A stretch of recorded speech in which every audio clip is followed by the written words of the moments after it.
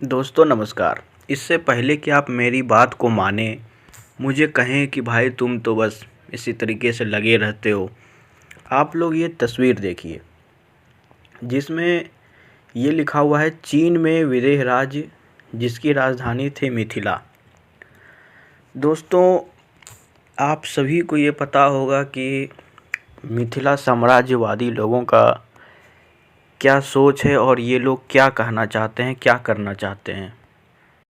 भोजपुर प्रदेश के पूर्वी चंपारण, पश्चिमी चंपारण, मगध के शेखपुरा और सुरजापुरी क्षेत्र किशनगंज, पूरा का पूरा सीमांचल, बज्जिका या तिरहुत क्षेत्र, अंग प्रदेश और झारखंड के खोरठा क्षेत्र जामताड़ा के ऊपर अपना दावा करने के बाद नेपाल के मधेश क्षेत्र पर भी उसको मिथिला बताने के बाद ये लोग अब चीन तक पहुंच गए हैं और ये अपनी सीमा को बताते हैं कि मिथिला जो सो कॉल्ड विदेह राज्य चीन तक फैला हुआ था और उसकी राजधानी मिथिला थी। दोस्तों आप लोग कहते हैं, कई मैथिल लोग कहते हैं तुम क्यों मैथिली को टारगेट करते हो, क्यों बोलते हो, क्या बोलते हो। तो सबसे पहले मुझे उन मैथिलों से जवाब चाहिए, क्या ये बात आप लोग मानते हैं कि चीन तक मिथिला था। और दोस्तों ये कोई ताज्जुब की बात नहीं होगी कि ये कल को चीन से आगे बढ़कर ये लोग रूस तक भी अपना मिथिला साम्राज्य को बढ़ा सकते हैं। और कल को ये भारत सरकार से ये भी मांग कर सकते हैं कि आप लोग चीन पर ये दबाव बनाइए कि चीनी भाषा और तिब्बती भाषा जो कि चीन में है वो कोई भाषा नहीं बल्कि वो मैथिली है और मैथिली से ही उसका जन्म हुआ है। उस सारा रूट जो है वो मिथिला से ही है। जैसे कि ये लोग बताते हैं कि अंग का कोई संस्कृति नहीं है, भोजपुर का कोई संस्कृति नहीं है और बंगाल और बंगाली कल्चर और बंगाली भाषा भी मिथिला से ही निकली हुई है। मैथिली भाषा ही बंगाली भाषा की जननी है। आसाम कामरूप को भी ये लोग बताते हैं कि वो भी मैथिली और मिथिला कल्चर से ही उसका जन्म हुआ है।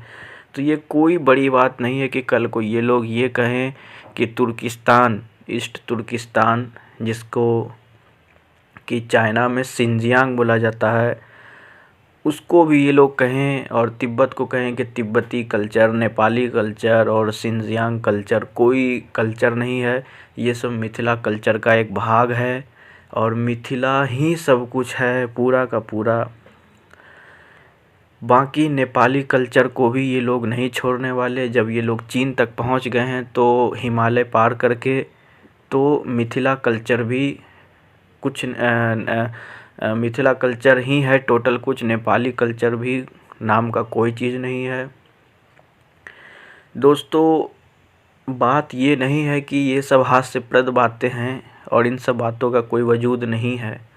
बात ये है कि ये जो साम्राज्यवादी विचारधारा है जो कि लगातार बढ़ता जा रहा है, लगातार इन लोगों, कुछ चंद साम्राज्यवादी लोगों के कारण, जिसका कि आम मिथिला और मैथिली लोगों से कोई मतलब नहीं है।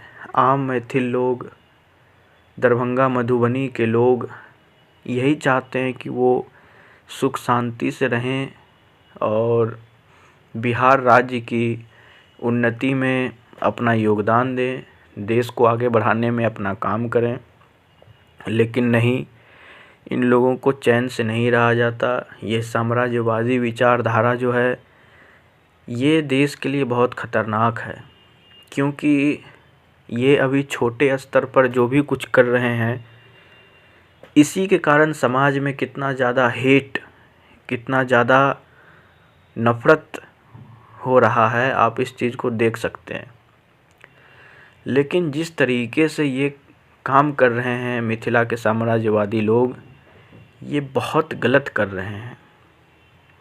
इसके कारण क्या होगा कि जितने भी दूसरे क्षेत्र के लोग हैं वो इनको काउंटर करने के लिए विद्यापति जी को, माता सीता को और नागार्जुन को, कई ऐसे मैथिली विभूतियों को का मजाक उड़ाना शुरू कर देंगे, उनको ट्रोल करना शुरू कर देंगे, जिसका टोटल जिम्मेदार ये लोग होंगे। कुछ साम्राज्यवादी विचारधारा के लोगों के कारण पूरा मिथिला बदनाम होता है, पूरी मैथिली भाषा बदनाम होती है, पूरा मिथिला समाज बदनाम होता है।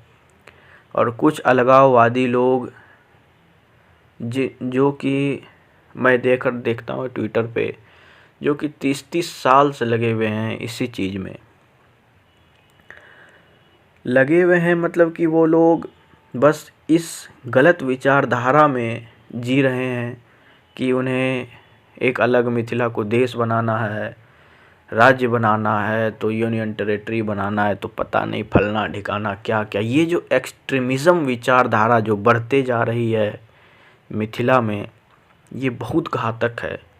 मैं आपको बता रहा हूँ, ये लोग कुछ भी होता है तो ये मैथिल ब्राह्मण लोग उसका विरोध करते हैं। नेपाल के मिथिला को भी बताते हैं। अभी मध्य प्रदेश जब बना उसका भी ये लोग विरोध कर रहे हैं। तो ये जो साम्राज्यवादी विचारधारा है ये बिल्कुल ख़तरनाक है, इस देश के लिए भी, नेपाल के लिए भी। और ये जो हास्यप्रद बातें जो ये अखबार में जिन्होंने छापा है,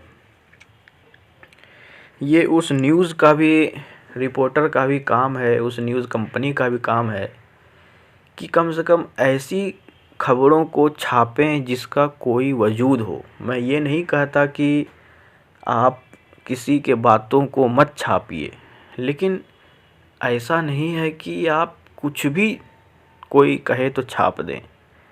जिस चीज़ का कोई वजूद नहीं है आप उसको छापना शुरू कर दें, ये अच्छी बात नहीं है। आज इस विदेह राज्य को चीन तक जो पहुंचाने की बात है, जिसके कारण पूरा मिथिला आज बदनाम हो रहा है। हर वर्ग के लोग मैथिल लोगों को गरिया रहे हैं, उनको माँ बहन की गालियाँ दे रहे हैं, लाठी डंडे लेकर उनके पीछे दौड़ रहे हैं। जहाँ मैथिल लोग मिल रहे हैं उनको मारा पीटा जा रहा है। तो ये कुछ लोगों के कारण समाज में जो इतना नफ़रत है ये बिल्कुल ख़त्म होना चाहिए। और मैं आशा करता हूँ कि जितने भी मैथिल लोग हैं वो जल्द से जल्द दरभंगा और मधुबनी, जो कि वास्तविक में मिथिला है, उसको उन्नति की ओर लेकर जाएंगे। और सारा का सारा जो ये प्रोपेगेंडा है ये लोग छोड़ देंगे और मिथिला और मैथिली को प्रोत्साहित करेंगे। इसी के साथ मैं इस वीडियो को समाप्त करता हूँ। जय हिंद, जय भागलपुर, जय प्रदेश, अंगिका भाषा जिंदाबाद।